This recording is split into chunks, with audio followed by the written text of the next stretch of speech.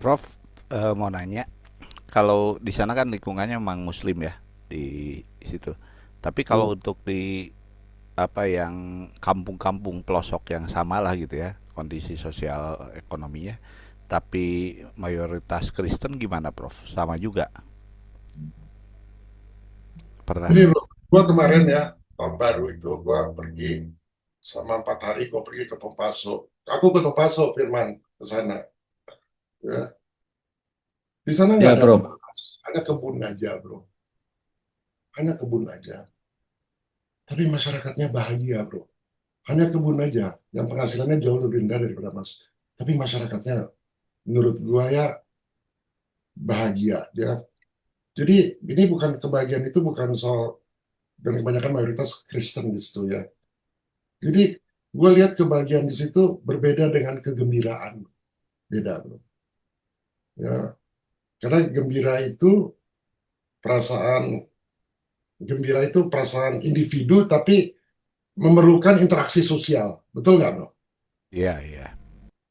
Di sana interaksi sosialnya luar biasa, luar biasa. Di daerah situ di Minahasa di situ.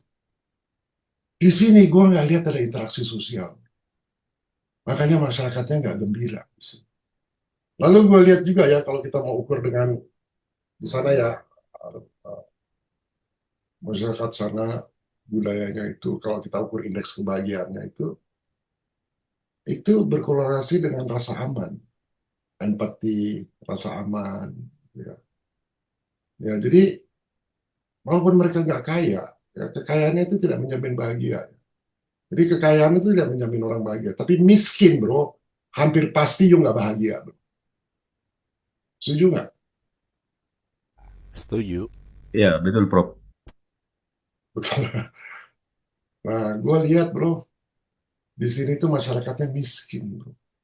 Karena miskin udah pasti mereka nggak bahagia.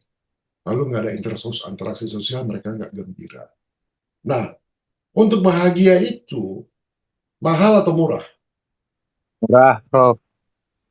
Hmm? Murah. Coba yuk lihat ya di Swedia. Swedia kan dari indeks kebahagiaan kan tertinggi. Swedia, Norwegia, apalagi itu Dan? Swedia, Norwegia, Finlandia, apalagi itu Dan? Ice, Yugoslavia. Hah? Icelandia, Icelandia. Kalau yuk lihat bro, mereka bahagia kenapa? Karena pertama di situ ada rasa aman, ada empati di antara satu sama lain. Tapi kalau yuk mau beli bir di sana, birnya tuh yang termahal di dunia, bro. Jadi kebahagiaan itu memang mahal. Kebahagiaan itu mahal, bro. Dan mau nggak mau, ya, you nggak bisa miskin. Gimana? Sekarang you punya rumah ya, 1.000 meter, you punya kebun 1 hektar, you punya interaksi sosial yang bagus, lalu ya you bisa share kegembiraan you. Sama yang di sini, rumah you udah di tepi jurang, kalau ada longsor you ini cari duit setengah mati. Lu gimana bisa bahagia, bro? Betul nggak? Tekanannya terlalu berat gitu. Tadi kan Prof sempat kategoriin tuh tipe-tipe manusia yang kesadarannya bisa eh, grow and develop, bisa bertumbuh dan berkembang gitu. Ada yang berbakat, ada yang nggak berbakat tapi bisa dilatih karena punya kapasitas. Ada yang udahlah nggak punya bakat, nggak punya kapasitas sehingga memang sama sekali nggak bisa dilatih gitu. Jangan-jangan fungsi agama untuk yang satu ini, Prof. Nah, fungsi agama tuh bagus tuh yang 16% yang nggak berbakat itu. Jangan-jangan loh. Iya, Kalau tapi gue bukan jangan-jangan, gue setuju sama tesis itu dan Karena gue karena bahagia. hanya dengan agama lah mereka bisa teratur gitu. Ah, itu jadi relevan sama pertanyaannya Tovan tadi. Mana lebih bahagia di sini atau di sana ya? Itu kan maksudnya Tovan gitu kan. Iya ya. ya. Tapi memang kalaupun untuk yang orang-orang yang sudah punya kesadaran lebih tinggi ketika beragama jadi turun kesadarannya tuh. Bener tuh. Terbawa, terbawa.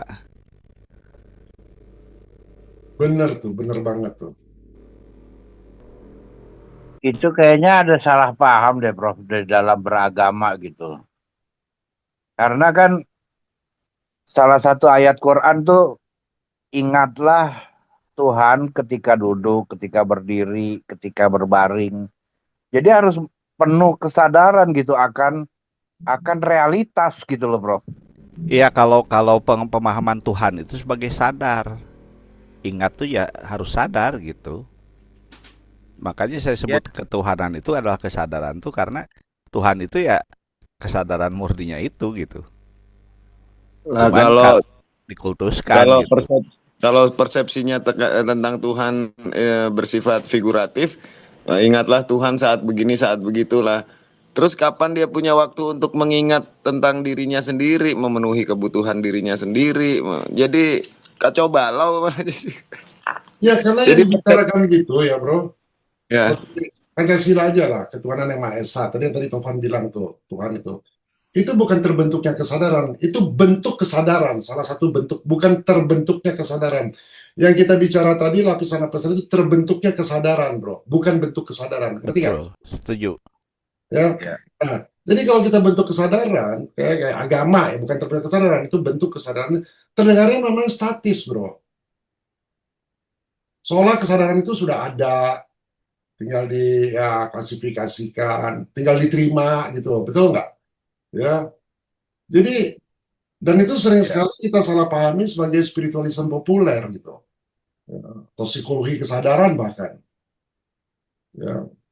Nah itu kan bahasa hasil, bukan bahasa bahasa hulu. Itu kan bentuk kesadaran itu kan hasil, hilir, betul nggak bro? Agama itu Ya. ya hasilnya itulah, ada otoritas, itu bentuk kesadarannya gitu yang kita lihat. Tapi kalau di terbentuknya kesadaran ini kita harus bicara dari hulu tadi tuh Pak Edi, betul nggak yang 6 layer tadi? Jadi secara kesadaran itu secara bukan. akhirnya kan memang begitu, Prof. Evolving. Iya, seharusnya kan evolving seharusnya. Kalau kita kan nggak udah diberi aja gitu kan, terima loh. Kalau nggak murtad loh, betul nggak? Kalau nggak masuk neraka loh, gitu kan. Jadi, Itu sesat.